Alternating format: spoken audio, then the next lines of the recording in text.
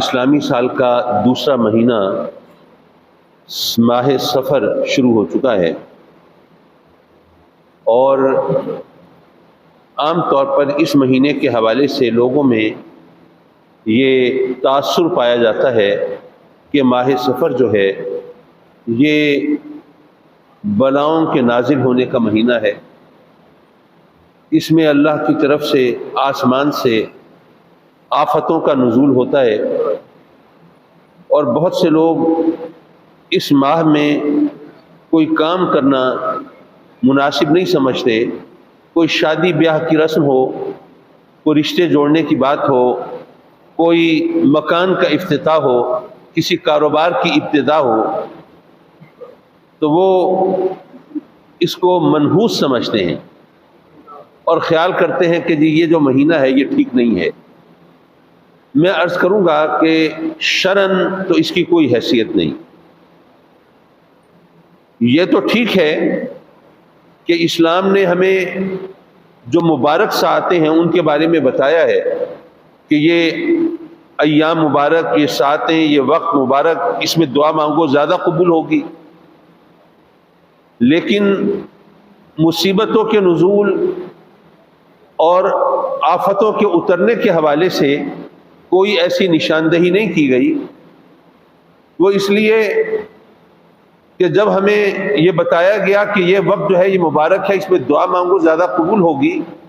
تو ظاہر ہے دعا قبول کرنا تو اس کا کام ہے نا۔ تو اس کے اندر آدمی کسی اور کی طرف متوجہ نہیں ہوگا، اسی کی بارگاہ میں عرض گزار ہوگا، جھولی پھیلائے گا اور عرض کرے گا کہ مولا تو میرا خالق و مالک، اور میری ضرورتوں اور حاجتوں کو تجھ سے بہتر کون جانتا ہے، تو کرم فرما اور مجھے اپنی نعمتوں اور رحمتوں سے سرفراز فرما۔ لیکن اگر آفتوں کے نزول کی بات ہو تو پھر یا تو آدمی کا اتنا پکا یقین ہو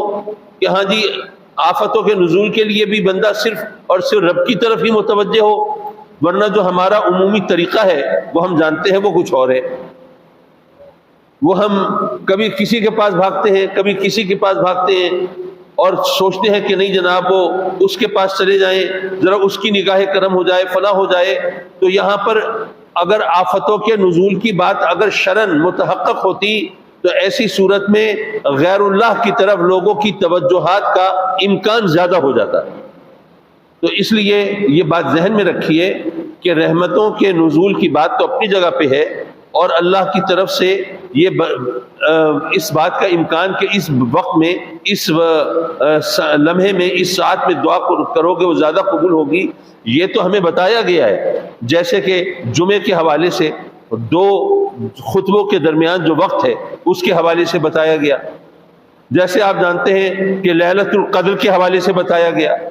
ہمیں بتایا گیا رات کے پچھلے پہر دعا زیادہ قبول ہوتی ہے، یہ بتایا گیا۔ تو ان کا مقصد کیا تھا؟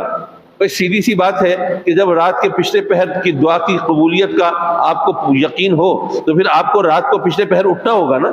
پھر رب کی بارگاہ میں جھکنا ہوگا نا، اس سے دعائیں مانگنی ہوگی نا، اس سے رو لگانی ہوگی، تو اس سے کیا ہوگا؟ پھر آپ کو تہجد کی عادت پڑے گی۔